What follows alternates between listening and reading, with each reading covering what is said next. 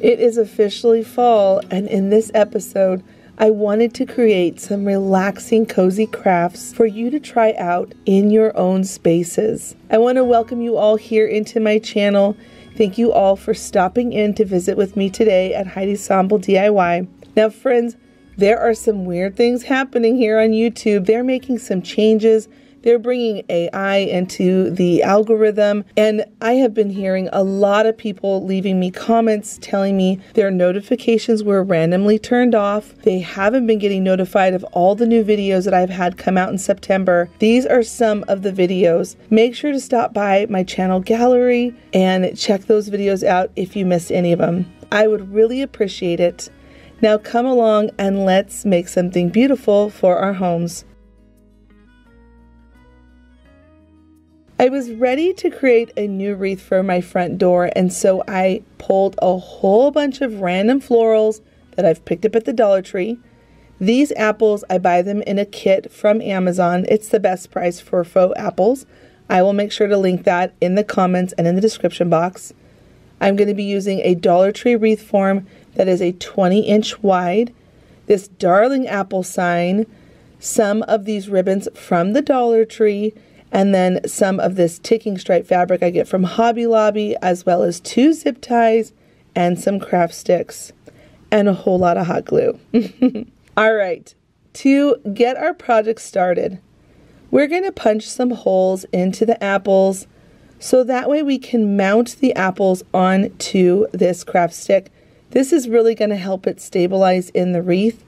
The apples are very slick and they will just come off with hot glue over time. I like to start my wreath forms by taking some of this burlap ribbon from the Dollar Tree. I always twist around that first area, glue it into place, and then use my little clamp to hold it there while it's drying so I don't burn my fingers. And then I'm going to just simply coil this burlap ribbon all the way around the wreath. And when I get to the end, I'm going to basically twist it off, add some glue, and then clamp it back down again so I can cut it. That way I don't burn my fingers because the glue will seep through the burlap ribbon since there are very small holes within the ribbon. Now we're going to do just one more prep thing. I'm going to be taking some of this ticking stripe fabric. This is optional, but I really love having a very full wreath whenever I make them. I think when a wreath looks kind of skimpy, that's when you know it's kind of a lower quality wreath, and I really like to beef mine up quite a bit. So I'm taking some of these fabrics. They are about 7 inches by 1.5 inches wide and long. I'm going to put those off to the side, and now we're going to add on our apple farm fresh sign. I am using my crocodile just to punch an extra hole so that way I can zip tie it to the sign and then I don't have a whole bunch of glue all over this. It just keeps it nice and clean and tidy. Now for those fabric strips. I am going to just simply do a single tie knot right onto it, and I'm going to bring in all of my greenery around it. This really does thicken up the wreath, and it has such a pretty look with that ticking stripe in there. You'll see at the end how cute it looks all together. Now I'm coming in with some colorful fall leaves. I'm bringing in this beautiful cranberry, almost a burgundy red leaf, as well as an orange leaf, and you can use whatever colors you want, but I really wanted this wreath to be so warm and remind me of the fall season. I love the bright colors that fall brings.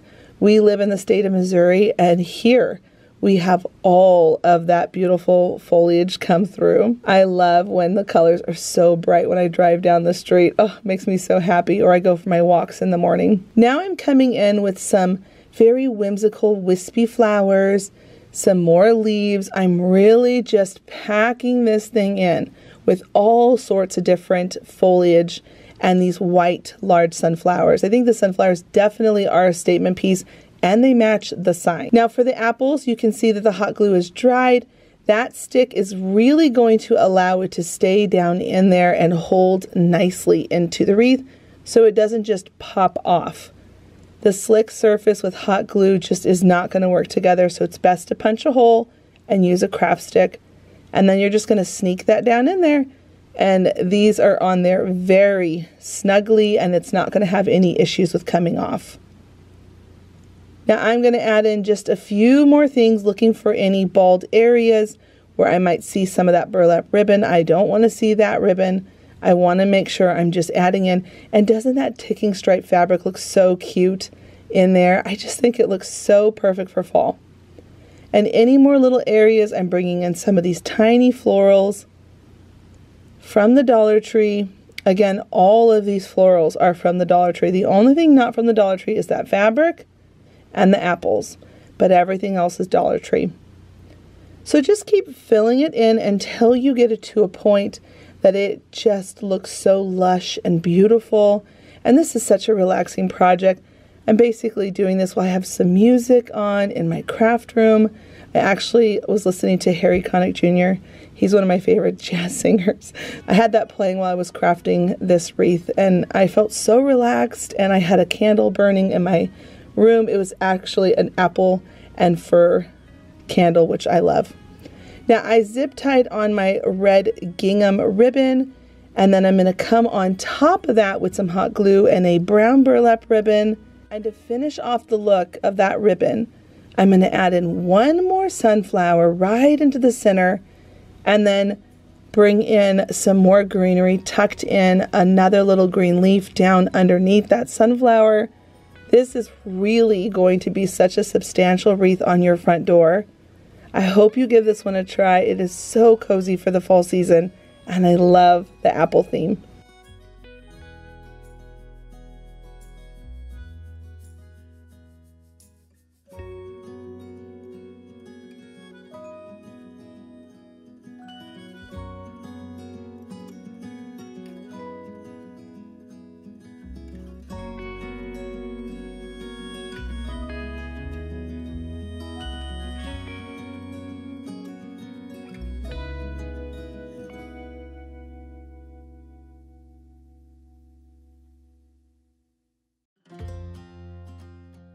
Sometimes even the cutest projects are so simple.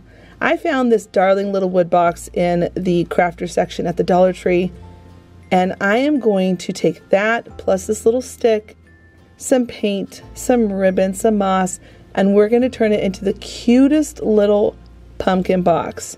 You can put candies in it, you can use it to hold jewelry, whatever you want. Now I'm going to paint the inside and the outside of the box. Because I didn't have the color that I wanted on hand, I just took the brighter orange that I did have and I mixed it with some brown to get the perfect pumpkin orange.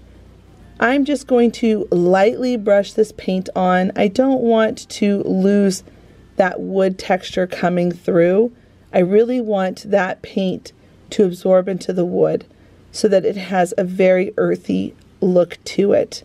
That gives it such a beautiful, cozy fall look to this box. Now I'm just taking some sandpaper once it's completely dry, and I'm bringing back those corners and edges to give it a farmhouse feel.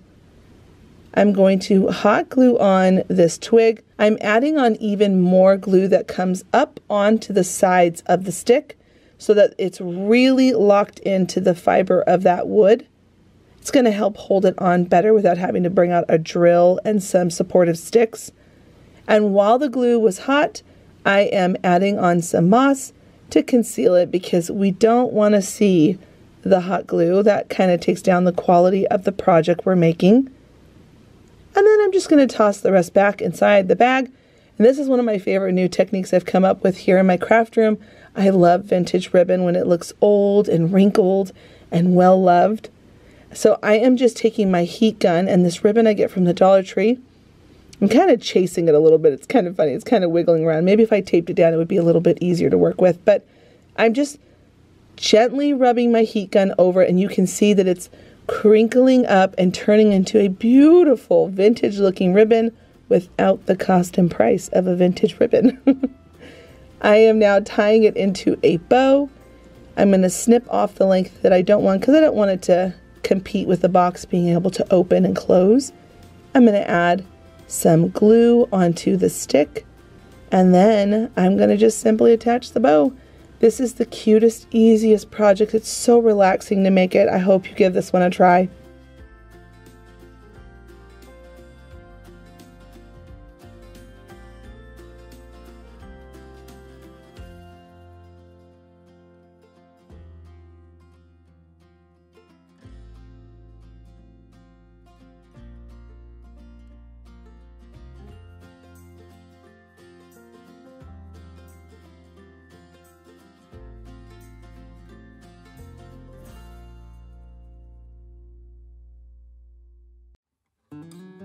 This tray was so popular at the Dollar Tree once upon a time, and I'm going to bring it out for today's craft. I am going to paint the whole thing black. I'm giving it 2 coats. I'm using an acrylic paint, but I would definitely recommend using a chalk paint or even a spray paint. My weather was not conducive to work with spray paint on this day. It was too humid. The paint would have taken forever. But I painted mine with a flat acrylic paint, and it actually did really well. I didn't have any problems with it. So you could use acrylic if you want to. Now I'm going to just lightly sand it down on the corners. I wanted all of that detailed work on the tray to come forward to show a little bit of that gold. When I went to scratch that part right there or rough it up, you could see that I had orange that I was sanding from a different project, a little orange pumpkin box. And it ended up coming off on the tray, but it just dusted off. It's no big deal. So I'm just going all around the edges, sanding, roughing it up a little bit, giving it a farmhouse look. And then I'm also going to take a piece of fabric that I cut down to size to fit perfectly on the bottom of the tray. And I'm roughing the sides up so I can fray it just a little bit so that it has a really beautiful textured look to it. Very cottage style, very farmhouse cottage. I'm going to glue it down into the tray, and once it's all glued down in, I'm now going to paint a word on it. Now friends, I don't know if you have ever painted words on your craft projects before. It is one of the most relaxing, therapeutic things to do, is to paint words. I love doing it. I get really calm, my breathing slows down, I'll put on a Hallmark fall movie, or I'll put on some relaxing music, some jazz music in my craft room. But before I always get started, I like to sketch out all of my letters to make sure they're spaced nicely, and that will keep me from feeling frustrated if things run out of space. I've had that happen before. It's really important to always sketch out your word, and I always write down the first 2 center letters and work my way out from there on the sides to make sure everything fits. Now I just wanted to do a quick check-in with all of you. How are you all doing? Can you believe that it's even fall? I cannot. I cannot believe that we are officially in fall. This year has flown by. How have you been doing with your family and your home? Have you had any time to craft? Have you had any time for yourself? I know that this year has been a lot of big moments for our family where there was not a lot of time for myself, and I'm trying to find those little moments to breathe and get things done and feel productive, but also still enjoy life. I'm really grateful for crafting because I feel like this is that area where I slow down and make things that are fun. So I hope you're getting to do that in your own home. Let me know down in the comments, how has this year been going for you? Can you believe it's fall? It's pretty crazy that it's already fall. Now what we're going to do, that the letters are all painted on, I'm going to let it completely dry before I move on to the next step. I don't have to do the next step, but I really like a farmhouse cottage look in my home. So I'm going to make sure that it's completely dry, not using a heat gun, because that will cause the plastic on the tray to crack. I don't want that to happen. I just used a fan that I have in my craft room. I'm going to come in with my sanding block. I'm just going to rough up the drop cloth fabric just a little bit, and that's pretty much it, friend. An easy, relaxing project that you have to try. It's a fun one to do.